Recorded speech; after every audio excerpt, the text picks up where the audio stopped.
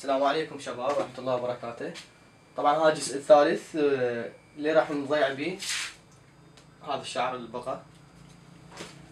فهذا قلنا لكم بالمقص، يعني بعد ما كملنا اللحية صفر عفوا طقتين كمله بالمقص.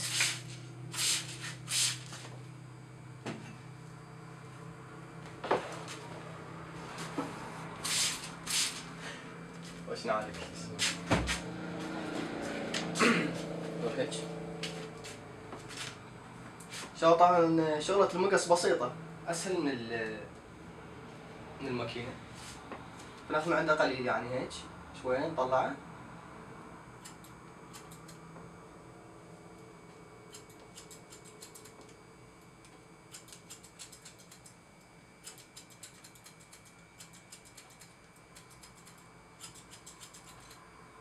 ما ناخذ من عنده هواي، لا قليل لازم يستوى.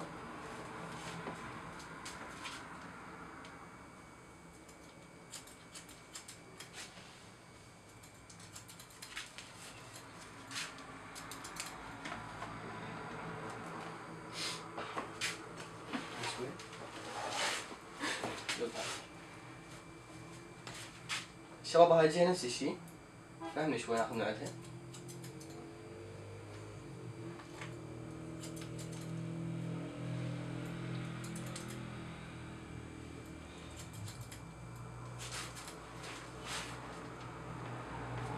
يبقى الورا تستخدم بصابعك اثنين هيك.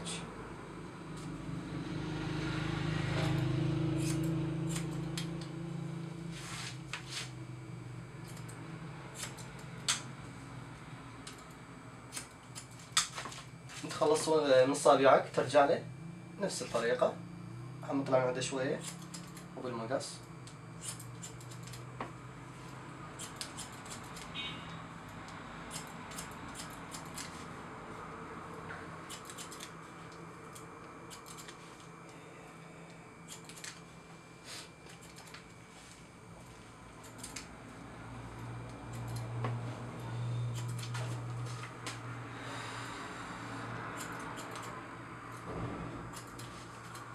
شباب هسه حاليا احنا انتهينا من التدريج، بقى شعره، بس شعره لا راح اسوي مقطع لوحده شلون يعني تاخذ الشعر بطريقه صحيحه، وان شاء الله استفادت من هذا المقطع.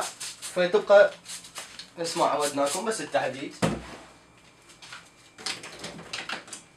مثل ما قلت لكم يعني تستخدم التحديد من هاي الجهه من جوا وانت صاعد يعني.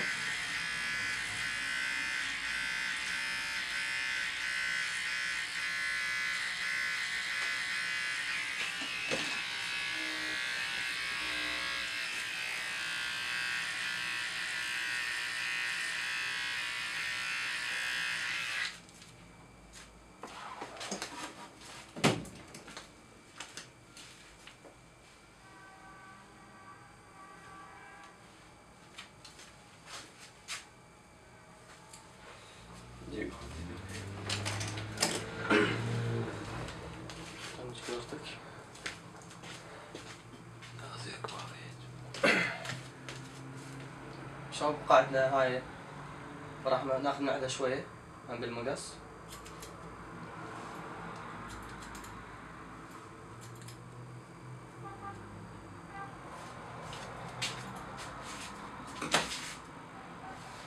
طبعا اتمنى تشوفون المقطع يعني بدون تقديم مثل ما عودتكم، يعني لا تقدمون حتى تفتهمون لانكم بالشرح هواي مهم. فيبقى هذا لا بالماكينة.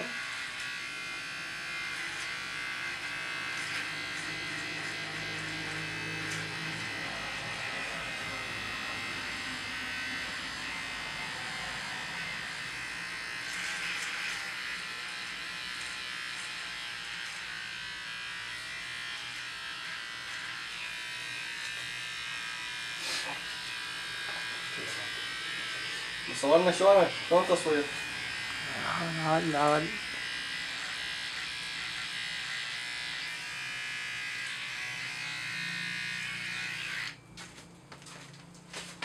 شباب والباقي هذا يبقى كله بالموس يعني شباب طبعا سويت انا هاي القصه لان هواي طلبوها من عندي بالتعليقات، الحلاقه الصفر، وان شاء الله هاي الحلاقه ان شاء الله تنال اعجابكم، ولا تنسون الدعم بالقناه واللايك والاشتراك. وانا خادمكم الصغير عباس الحلاق المطوري، وخدمتكم ان شاء الله.